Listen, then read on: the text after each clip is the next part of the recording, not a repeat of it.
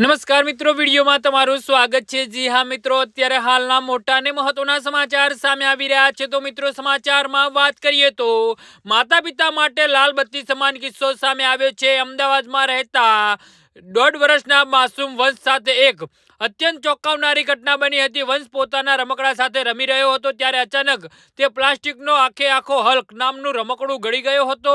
18 જાન્યુઆરીએ જ્યારે વંશને અચાનક ઉલટી થઈ અને તેના ચહેરા પર પીડાના હાવભાવ દેખાયા ત્યારે તેમની માતા ભાવિકાબેનને શંકા ગઈ। તપાસ કરતા ખબર પડી કે વંશના પેટમાં એક રમકડું ગાયબ હતું।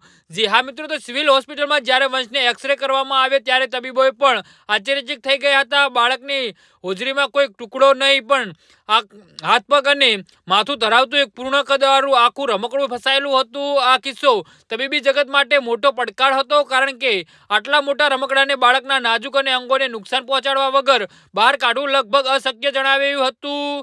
જી હા મિત્રો, તો આના વિશે તમારું શું કહેવું છે તો નીચે અમારી કમેન્ટ બોક્સમાં જરૂરથી જણાવજો ને અમારી યુટ્યુબ ચેનલને સબસ્ક્રાઇબ કરવાની ભૂલતા નહીં। ધન્યવાદ।